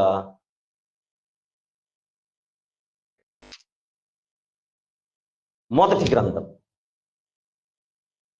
28వ అధ్యాయం. దావీదు గారితో దేవుడు మాట్లాడుచున్నాడు. 5, 6 వచనములు జాగ్రత్తగా చూద్దాం అందరం కలిసి. యెహోవా నాకు అనేక మంది కుమారులను దయచేసి ఉన్నాడు. జాగ్రత్తగా విందాం, దయచేసి అందరు ఫోకస్ చేద్దాం. దినవృత్తాంతంలో మొదటి గ్రంథం 28వ అధ్యాయం 5-6 వచనములు. యెహోవా నాకు అనేక మంది కుమారులను దయచేసి ఉన్నాడు. కుమారులను ఎలా పుట్టడం ద్వారా, గర్భఫలము. యెహోవా నాకు అనేక మంది కుమారులను దయచేసినాడు. గర్భఫలము యెహోవా ఇచ్చు బహుమానం. అది ఇక్కడ పాయింట్. అనేక మంది కుమారులను ఇచ్చాడు. అయితే ఇశ్రాయేలీలపైని యెహోవా రాజ్య సింహాసనము మీద కూర్చుండుటకు ఆయన నా కుమారులందరిలో సొలొమోనును కోరుకొని ఆయన నాతో ఇలాగ సెలవిచ్చాను. దావీదు గారికి ఎంతమంది కుమారులున్నా ఒక కుమారుని దేవుడు స్పెషల్గా ఏర్పరచుకున్నాడు. ఆయన పేరే సొలొమోను. ఆయన గురించి 6వ వచనంలో ఏమంటున్నాడో చూద్దాం. నేను నీ కుమారుడైన సొలొమోనును నాకు కుమారునిగా ఏర్పరచుకొని ఉన్నాను. Note this point your honour అంటున్నాను నేను ఇక్కడ. జాగ్రత్తగా చూడండి 6వ వచనం. నేను నీ కుమారుడైన సొలొమోనును, నెక్స్ట్, నాకు కుమారునిగా ఏర్పరచుకోవడం ఏంటి చెప్పండి? కుమారునిగా ఏర్పరచుకోవడం ఏమిటి అనగానే మీకు 82వ కీర్తన గుర్తుకు రావాలి. కుమారునిగా ఏర్పరచుకోవడం అంటే మధ్యవర్తిగా ఏర్పరచుకోవడం. మధ్యవర్తిగా ఏర్పరచుకున్న ఆయన సొలొమోను గారిని ఏ ఆఫీస్లోని పంపుతున్నాడు? సింహాసనం ఉండే ఆఫీస్లోనికి. సింహాసనం ఉండే ఆఫీస్ పేరేంటి? రాజరికపు కార్యాలయం. అంటే దేవుడు ప్రజల మధ్య ఒక వ్యక్తిని సింహాసనం అందు కూర్చోబెడితే ఆ వ్యక్తి దేవునికి ఏమవుతున్నాడు? రాజరికపు కుమారుడు అవుతున్నాడు. రాయల్ సన్షిప్ అంటారు దాన్ని. చెప్పండి, ఏ సన్షిప్ అంటారు? రైట్. ఆల్రెడీ సొలొమోను గారు పుట్టుకతోనే దేవునికి బిడ్డ. ఎందుకు? దేవుడు బహుమానంగా ఇచ్చాడు, దేవుడు పుట్టించాడు కనుక. సొలొమోను గారికి ఇప్పుడు ఎన్ని కుమారత్వాలు ఉన్నాయి చెప్పండి? 2 ఉన్నాయి. ఏంటి? ఒరిజినల్ గా ఆయన పుట్టుకతోనే దేవునికి కుమారుడు, దేవుడు పుట్టించాడు కనుక మధ్యలో కొత్త కుమారత్వంలోనికి ఆయన ప్రవేశించాడు. దట్ ఈస్ రాయల్ సన్షిప్ లేదా మీడియటోరియల్ సన్షిప్. ఎక్స్క్యూజ్ మీ, నేను 2వ భాగంలో ఉన్నాను. ఆ 2వ భాగంలో మధ్యవర్తులు అంటే ఏంటో, పాత నిబంధనలో మధ్యవర్తులు ఎలా ఉన్నారో చూపించే ప్రయత్నం చేసుకుంటూ వచ్చారు. ఉన్నారా పాత నిబంధనలో మధ్యవర్తులు? దేవునికి ప్రజలకు మధ్య మధ్యవర్తులు ఉన్నారా? ఉన్నారు. ఎవరెవరు వాళ్ళు? ప్రవక్తలు, యాజకులు, రాజులు. ఈ ముగ్గురుకున్న కామన్ డ్యూటీ ఏంటి? న్యాయాధిపతులుగా వ్యవహరించడం. వీళ్ళందరినీ దేవుడు ఏమిగా ఏర్పరచుకున్నాడు? కుమారులుగా, అంటే మధ్యవర్తులుగా, ప్రతినిధులుగా. ఇకపోతే న్యాయాధిపతులు అన్న భావములో దేవుడు వారికి ఇంకొక పేరు పెట్టాడు, దైవములు. దైవములు అంటే అర్థం ఏంటి? న్యాయాన్ని తీర్చేవారు. అది పాయింట్ అక్కడ. చూద్దాం బైబిల్లో ఇలాంటి వచనాలు ఉన్నాయో లేదో చూద్దాం. నిర్గమకాండం 21వ అధ్యాయం. ఇవన్నీ మీరు రాసుకుంటున్నారని నేను అనుకుంటున్నాను. రాసుకోవాలి, తర్వాత చూడాలి. నిర్గమకాండం 21వ అధ్యాయము. ఎక్స్క్యూజ్ మీ, మీరు మొదటి 6 వచనాలు రాసుకోండి. మొదటి 6 వచనాలు. నేను మొదటి నుంచి కొన్ని చదివి 6వ వచనానికి వెళ్ళిపోతాను. నీవు వారికి నియమించవలసిన న్యాయ విధులు ఏవనగా, అండర్లైన్ చేయడం మాట, న్యాయ విధులు.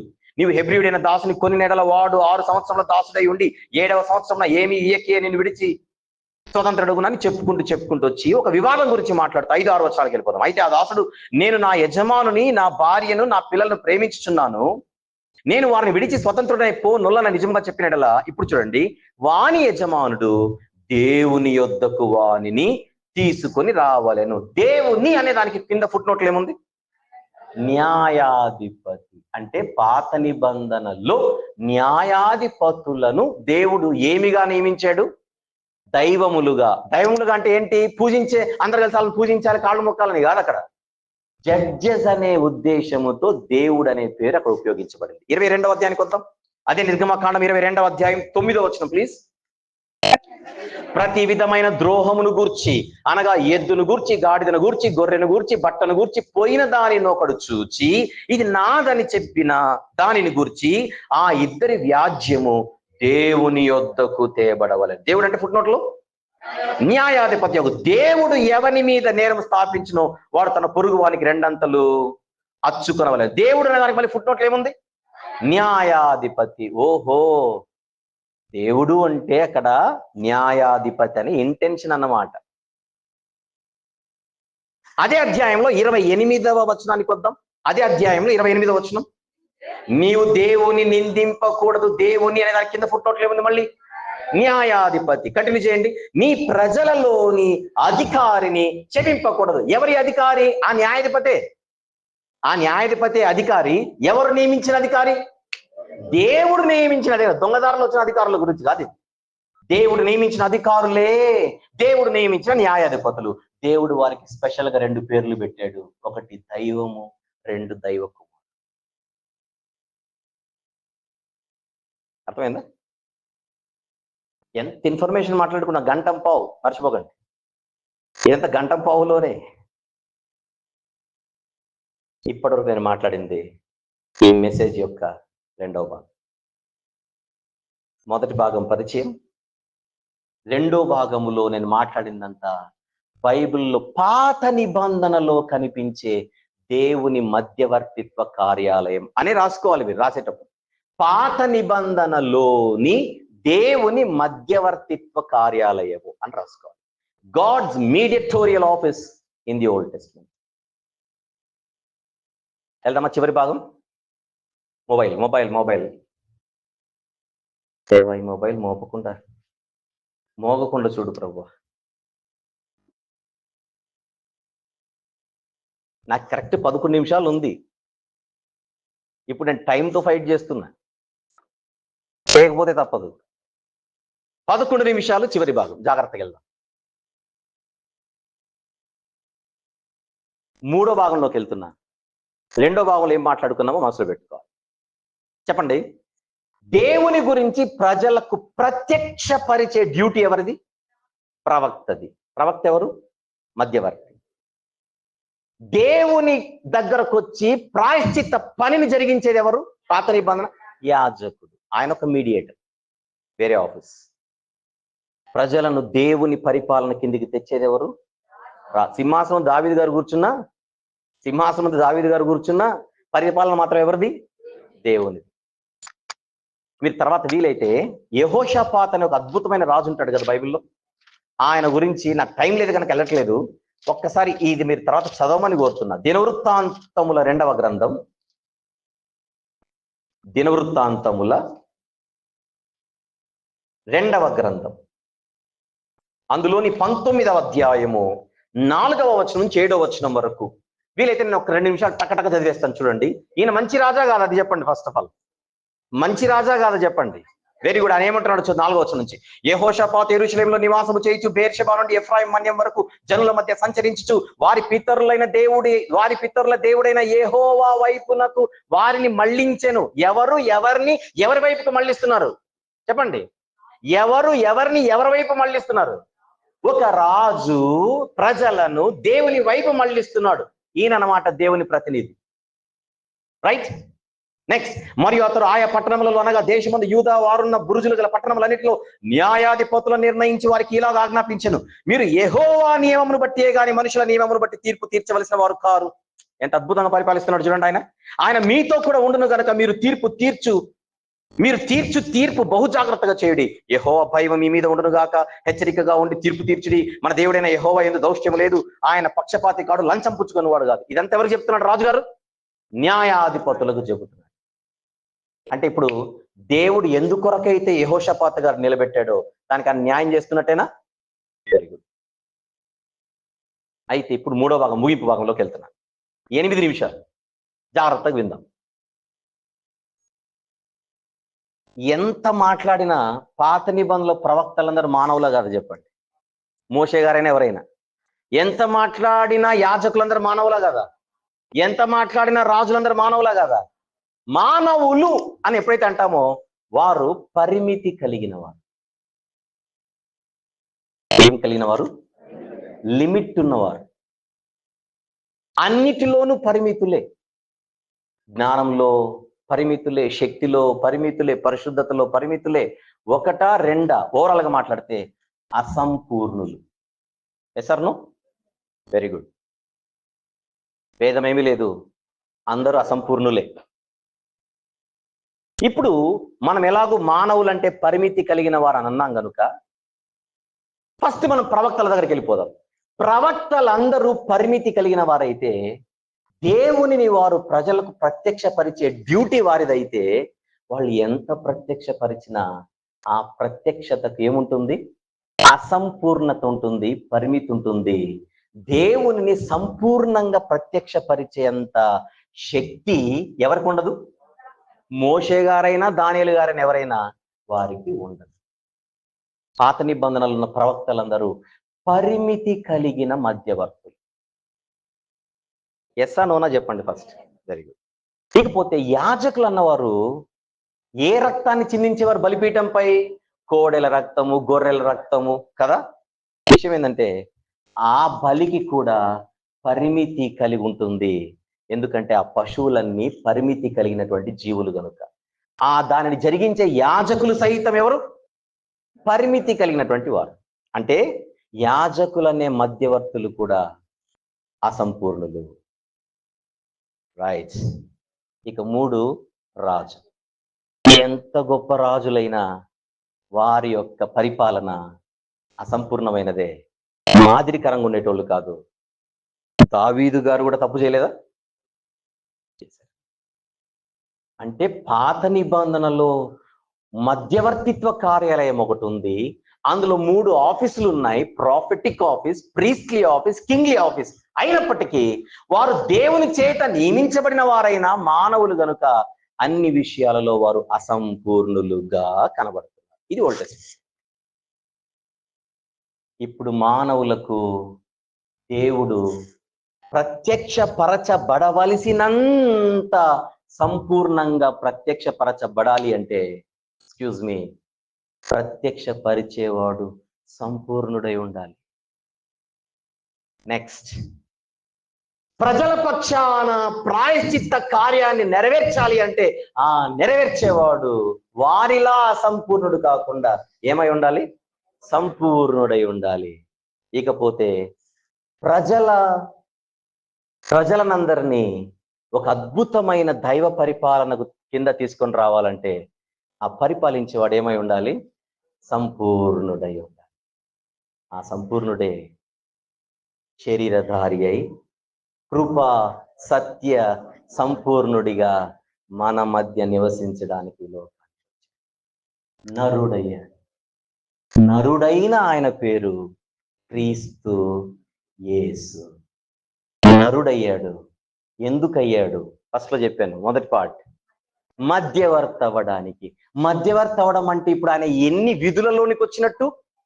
ప్రవక్తల విధి, యాజక విధి, రాజు యొక్క విధి. 3 విధులలోనికి ఆయన వచ్చాడు. మర్చిపోకండి, ఈ ఆఫీస్కి ఆయన రావాలంటే తనను తాను తగ్గించుకోవాలి. అలా తగ్గించుకొని మనుషుల మధ్య ప్రవక్తై అదృశ్యుడైన దేవునిని ఈయన బయలుపరిచాడు. యోహాను సువార్త 1:18. స్పీడ్. యోహాను సువార్త 1వ అధ్యాయం 18వ వచనం ఒకసారి. ఎవడును ఎప్పుడైనను దేవుని చూడలేదు, తండ్రి రొమ్ముననున్న అద్వితీయ కుమారుడే అన్నదానికి ఫుట్ నోట్లు, అద్వితీయ కుమారుడే అనే దానికి ఫుట్ నోట్లు అద్వితీయ దేవుడే అని ఉంది. ఆ అద్వితీయ దేవుడే ఆయనను బయలుపరచడం అంటే ప్రత్యక్షపరచడం. అంటే ఆయన శరీరధారి అయి లోకానికి వచ్చాడే మధ్యవర్తిగా, ఆయన ప్రజల మధ్య నంబర్ 1 ప్రాఫిట్ గా, అంటే పరిపూర్ణమైన ప్రవక్త పని ఆయన చేశాడు. పాత నిబంధనలో ఏ ప్రవక్త చేయనంతగా సంపూర్ణమైన ఈ యొక్క పనికి న్యాయాన్ని చేసిన వాడే ప్రభు అయిన యేసుక్రీస్తు వారు. అందుకే పాత నిబంధనల ప్రవక్తలు దేవుణ్ణి చూపించు అంటే అలా చూపించేవాడు. యేసు ప్రభు ఒకరోజు ఫిలిప్ అనే శిష్యుడు అడుగుతున్నాడు, అయ్యా మాకు తండ్రిని కనపరచు, నాకు అంతే చాలు అని అడిగితే ఆయన అన్నాడు, నన్ను చూసినోడు తండ్రిని చూసినట్టే అన్నాడు. అంటే నువ్వు దేవుణ్ణి చూడాలంటే నన్ను చూడు. ఎందుకు? నేను అదృశ్య దేవుని స్వరూపి. అదృశ్య దేవుడిని ఫుల్గా చూపించాలంటే ఈయన ఫుల్ అయి ఉండాలి. సంపూర్ణుడైన దేవుడిని చూపించాలంటే చూపించేవాడు ఏమై ఉండాలి?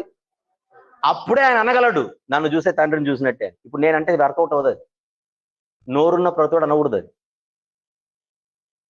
అంటే ప్రవక్త కార్యాలయానికి సంపూర్ణత తీసుకొని వచ్చింది ఎవరు? యేసుక్రీస్తు. పాత నిబంధనలను యాజకులు పశువులను బలిపీఠం మీదకి తీసుకొని వస్తే ఈయనే పస్కా పశువై బలిపీఠం మీదకి ఎక్కాడు, యాజకుడై. ఆ యాజకులకు ఈ యాజకునికి ఎంత తేడా చూడండి. ఆ యాజకులు పశువులు పట్టుకొని వచ్చారు, ఈయనే పస్కా పశువై ప్రజలందరి పక్షాన బలయ్యాడు. ఈయన సంపూర్ణుడు కనుకనే ఈ బలి సంపూర్ణంగా యాక్సెప్ట్ చేయబడింది ఒక్కసారికే. ఓల్డ్ టెస్టిమెంట్ లో ఎప్పుడు బలులు చేస్తూనే ఉండాలి నిరంతరం, అవి అసంపూర్ణమైనవి గనుక నిరంతరము జరగాలి. ఈయన సంపూర్ణుడు గనుక ఒకే బలి సరిపోతుంది. సంపూర్ణ ప్రవక్తగా, నెంబర్ 2 సంపూర్ణ యాజకునిగా, ఇకపోతే సంపూర్ణ న్యాయవంతమైన పరిపాలన యేసుక్రీస్తు ప్రభు ద్వారా ఈరోజు మనకు అందించబడుతుంది. అందుకే ఆయన పునరుత్థానుడై లేచిన తర్వాత ఆయన పరలోకమందును భూమి మీదను నాకు సర్వాధికారము ఇయ్యబడి ఉన్నది. అందుకే ప్రకటన గ్రంథం 19:16 ఆయన రాజులకు రాజు, ప్రభువులకు ప్రభు అయి ఉన్నాడు. ఇప్పుడు మీరు జాగ్రత్త గమనిస్తే, ఎక్స్క్యూజ్ మీ, యేసు ప్రభు లోకానికి వచ్చిన తర్వాత ఫస్ట్ చేసిన పని ప్రవక్తల పని. దేవుని బయలుపరచడం, సత్యాన్ని చెప్పడం. మర్చిపోకండి, ఫస్ట్ స్టార్టింగ్ నుంచి ఆయన సత్యాన్ని చెబుతూ సిలువ వరకు వచ్చాడు. సిలువ దగ్గర బలి అయిపోయాడు.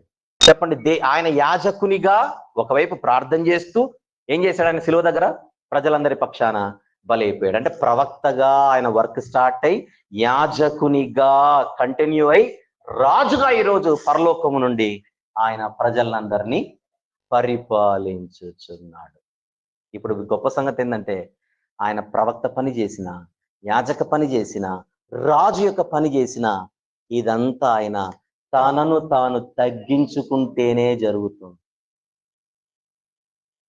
తగ్గించుకుంటే ప్రవక్త, తగ్గించుకుంటే యాజకుడు, తగ్గించుకుంటే రాజు. ప్రవక్త ఎందుకు అయ్యాడు? యాజకుడు ఎందుకు అయ్యాడు? రాజు ఎందుకు అయ్యాడు అని అడిగితే మన కోసం. గమనిస్తున్నారా? మన కోసం. ఇప్పుడు మన కోసం తగ్గించుకుంటే అలా కనపడుతున్నందుకు మనం వచ్చి, నువ్వు ఆ బెత్లెహేంలో పుట్టావు గనుక, లేదా బెత్లెహేంలో కనపడుతున్నావు గనుక, ఆ నజరేతులో వడ్లవాని ఇంట్లో కనపడుతున్నావు గనుక, 10 మంది అంటుంటే మౌనంగా ఉన్నావు గనుక, ఎవరో చంపితే చచ్చిపోయావు గనుక నువ్వు దేవుడు కాదంటే మనల్ని ఏం చేయాలి చెప్పండి? బుద్ధిహీనత కాదు ఇది? అజ్ఞానం కాదు ఇది? అవునా కదా? శిష్యుల పాదాలు గడిగాడు. ఆయన స్థాయి అదే ఒరిజినల్ గా తగ్గించుకున్నాడు. మన కొరకు ఆయన తగ్గించుకున్నాడే గాని మనం తగ్గించకూడదు ఆయన. Right are not? కోర్టులో నల్ల కోట్ వేసుకొని జడ్జి గారు ఉందా ఉంటాడు. ఇంటికి వెళ్ళేసరికి ఒకరోజు తెల్ల బనియన్ వేసుకొని చెట్లకు నీళ్లు పడుతున్నాడు పైపు తీసుకొని. అప్పుడు మనం ఇంటికి వెళ్ళాం, ఆయనే కనపడ్డాడు. కోర్టులో సారు అన్న మనం ఇక్కడ వచ్చి పేరు పెట్టి పిలిచామనుకోండి, ఏంటి పరిస్థితి? అలా పిలవచ్చా? నువ్వు నల్ల కోట్ వేసుకుంటేనే నువ్వు సారు అవుతావు, తెల్ల బనియన్లో ఉంటే నువ్వు సారు కావంటే ఇది మన బుద్ధిహీనత. ఆయన తెల్ల బనియన్లో ఉన్నా, నల్ల కోట్లో ఉన్నా, చెప్పండి, దొరే మనకంతే. మన చిన్నప్పుడు చేయి పట్టుకొని అక్షరాలు నేర్పించిన మాస్టర్ గారు ఉంటారు. టిప్ టాప్ టచ్ చేసుకొని పాఠాలు చెప్పింటాడు, చెప్పింటుంది. ఈరోజు ఇంటికి వెళ్ళేసరికి ఆయన బనియను పంచ మీద ఉన్నాడు. సార్ అంటామా, పేరు పెట్టి పిలుస్తామా మాస్టర్ గారిని? ఆయన ఏ స్థితిలో ఉన్న మనకు మాస్టరే, ఆవిడ ఏ స్థితిలో ఉన్న మనకు టీచరే, ఆయన ఏ స్థితిలో ఉన్నా జడ్జే, ఈయన ఏ స్థితిలో ఉన్న దేవుడే. నమ్మినవాడు ధన్యుడు, నమ్మకపోతే అన్యుడు. దేవునికి స్తోత్రం. ఇప్పుడు చెప్పండి, క్రీస్తు యేసు ప్రభు సంపూర్ణుడా కాదా? సంపూర్ణుడు అని మనం అనాలంటే ఆయన ఏమై ఉండాలి? దేవుడై ఉండాలి. దేవుడైతేనే సంపూర్ణుడు.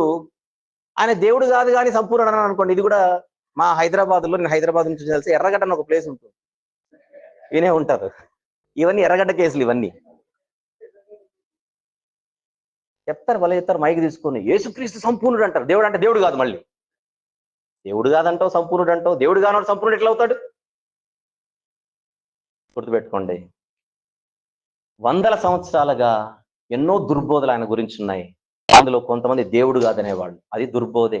ఇంకొంతమంది చిన్న దేవుడు అనేటోళ్ళు ఉన్నారు, అది దుర్బోధే. ఇంకొంతమంది అసలు ఆయన ముందు నుంచి లేడు, మధ్యలో వచ్చాడు, పాత నిబంధనలు ఆయన లేడు అనేటోళ్ళు ఉన్నారు, అది దుర్బోధే. ఇన్ని దుర్బోధలున్న ఈ ప్రపంచంలో నమ్మదగిన బోధను మాత్రమే మొదటిగా మనం మాట్లాడుకున్నట్టుగా గట్టిగా చేపట్టాలి. క్వశ్చన్ చెప్పనా? దేవుడు కాదనేటోళ్ళు కూడా ఆ శిలువ దగ్గరకు వచ్చి నేను పాపి నన్ను ఒప్పుకొని రక్షణలోనికి వచ్చిన వాళ్ళే మాటకు. వాళ్ళ దగ్గరకు వచ్చి ఎవరైనా సరే ఆయన దేవుడు కాదని ప్రత్యక్షంగా పరోక్షంగా మన మధ్యకు వస్తే నువ్వు రక్షణ పొందావా అని అడగండి ఫస్ట్. అంటే నువ్వు శిలువ దగ్గరకు వచ్చి ఆయన రక్తంలో కడగబడ్డావా అని అడగండి. రక్షణ పొందావా అని అడగండి. పొందాను. ఎవరి రక్తంలో కడగబడ్డావా అని అడగండి. ఆయన రక్తంలోనే వేరే ఆప్షన్ లేదు, ఆయన రక్తం పేరు చెప్పాల్సిందే. నీ రక్షణ సంపూర్ణమైనదా అని అడగండి. నెక్స్ట్ సంపూర్ణమైనది, నా రక్షణ ఎందుకు కాదని అంటాడు. Very good. నీ రక్షణ సంపూర్ణమైనదై ఉండాలంటే నువ్వు ఎవరి రక్తంలో కడగబడ్డావు ఆయన సంపూర్ణుడై ఉండాలి. ఆయన సంపూర్ణుడైతేనే ఆయన రక్తానికి సంపూర్ణ శక్తి ఉంటుంది. ఆ సంపూర్ణ శక్తి ఉన్న రక్తం ఉంటేనే నీ రక్షణ సంపూర్ణమవుతుంది. ఇప్పుడు ఒకవేళ ఆయన నువ్వు దేవుడు కాదంటే ఆయన సంపూర్ణుడు కాదని నువ్వు చెబుతున్నట్టే, ఒక సంపూర్ణుడు కాని వాడిని అసంపూర్ణుడు అనాలి. ఒక అసంపూర్ణుడు చిందించిన రక్తం ఏమవుతుంది? అసంపూర్ణ రక్తం అవుతుంది. ఆ అసంపూర్ణ రక్తంలో నీ జీవితాన్ని గడుపుతున్న నీకొచ్చిన రక్షణ కూడా అసంపూర్ణమైనదే. ఓవరాల్ గా మాట్లాడితే అసలు నీకు రక్షణే లేదు. అక్కడికి వస్తుంది బండి. నువ్వు యేసుక్రీస్తు ప్రభును సంపూర్ణుడైన దేవుడిని ఒప్పుకోకపోతే నీ రక్షణే సంపూర్ణమైనది కాదు. ఓవరాల్ గా ఆ సిలువకు నువ్వు శత్రువు. అంత ప్రమాదం, అంత ప్రమాదం. ఆయన దేవుడు కాదంటే మనకు ఠికానా లేదు, గుర్తుపెట్టుకోవాలి. ఆయనని దేవుడు కాదంటే మనకు దిక్కు లేదు, గుర్తుపెట్టుకోవాలి. ఆయనని దేవుడు కాదంటే మనకు రక్షణ లేదు, గుర్తుపెట్టుకోవాలి.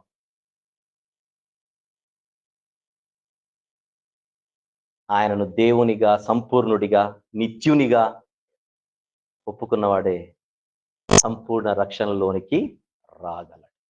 ఇప్పుడు టైం లేదు కనుక చెప్పట్లేదు, కానీ బైబిల్లో మనకు దేవుని అంతర్గత స్థితి ఒకటి ఉంటుంది, దేవుని బాహ్య స్థితి ఒకటి ఉంటుంది.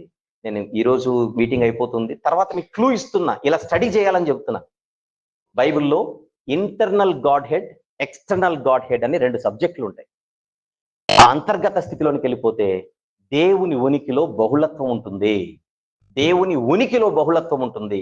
ఆ బహుళత్వంలో 3 దైవిక వ్యక్తులు ఉంటారు. ఒక ఆయన తండ్రిగా, మరొక ఆయన కుమారునిగా, మరొక ఆయన పరిశుద్ధాత్మునిగా పిలువబడుచు ఉంటారు. ఐడెంటిటీ అది. తండ్రి అనేది ఐడెంటిటీ, కుమారుడు అనేది ఐడెంటిటీ, పరిశుద్ధాత్ముడు అనేది ఐడెంటిటీ. ఆ తండ్రి, కుమార, పరిశుద్ధాత్మనే ఈ దైవ ఉనికినే త్రిత్వ దైవ ఉనికి అని అంటారు. ఏమంటారు దాన్ని? త్రిత్వ దైవ ఉనికి. ఆ త్రిత్వ దేవునిని పూజించే ఆరాధికులమే మనం. అందుకే మనం పాట పాడేటప్పుడు పరిశుద్ధ జన కూడా అని మొదటి చరణం, పరిశుద్ధ తనయుడ రెండో చరణం, పరిశుద్ధ మగునాత్మ అది మూడో చరణం, జనక కుమారాత్మలను నేక దేవ. అంటే మీరు 3 ఉన్నారు, ఏకమై ఉన్నారు. 3 ఉండి ఏకమైన దేవ మీకు మా స్తోత్రం అని మన స్తుతులు అర్పిస్తున్నాం. అంటే మనకు 3 దేవుళ్ళు లేరు, ఏకమై ఉన్న 3 ఎవరైతే ఉన్నారో దానిని మోనోథీజం అంటారు, ఏక దేవారాధన. అందుకే మన దేవుడు ఒక్కడే, ఆయన ఉనికిలో బహుళత్వం, ఆ బహుళత్వంలో 3 తండ్రి, కుమార, పరిశుద్ధ. శరాపులు ఎలా కొనియాడుతున్నారు ఆయన్ని? పరిశుద్ధుడు, పరిశుద్ధుడు, పరిశుద్ధుడు 3 సార్లు, ఏమన్నా 4వ సారి అనకూడదు. బ్యాప్టిజం ఏ నామంలో? తండ్రి యొక్కయు, కుమారుని యొక్కయు, పరిశుద్ధ. ఎవరి పేర్లు తగిలించకూడదు. మళ్ళీ ఆశీర్వాదం తండ్రి, కుమార, పరిశుద్ధ. ఎక్కడ చూసినా 3. 2 కాదు, 4 కాదు, 3. ఈ సహనిత్యులు, ఈ సహసమానులు, ఈ సహ స్వభావం కలిగిన వారే మనకు దేవుడై 3 ఉన్నారు, ఏకమై ఉన్నారు. ఇది ఆయన త్రిత్వ తత్వం. ఆ త్రిత్వ దేవుని పూజిస్తున్న భక్తులం అలా జీవించాలి. చెప్పండి, యేసు క్రీస్తు అంటే అసంపూర్ణుడా సంపూర్ణుడా?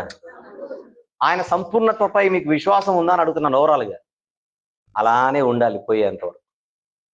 ఎవరైనా వచ్చి మనసులు చెరుపుగోరి ఆయన తక్కువ, అదో బెత్లెహేంలో పశువుల పాక, శిలువలో ఆయన చచ్చిపోతున్నాడు, ఇవన్నీ చెబితే నీకు అసలు బుద్ధి లేదు, బుర్ర లేదు. ఆయన తగ్గించుకుంటే కనబడుతున్న స్థితి కనుక నిన్న నేడు నిరంతరము ఏకరీతిగా ఉన్న ఆయనకు మనము ఆయన ఎందు విశ్వాసం ఉంచిన విశ్వాసం.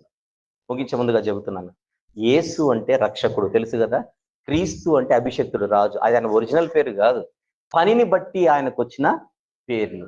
వీటిని ఫంక్షనల్ నేమ్స్ అంటాం. ఒరిజినల్ గా ఆయన దేవుడు, పనిని బట్టి ఈ పేర్లతో పిలువబడుతున్నాడు. ఇమ్మాన్యుయల్ అంటే చూసారా, ఇవన్నీ అర్థాలన్నీ పనులకు సంబంధించినవి.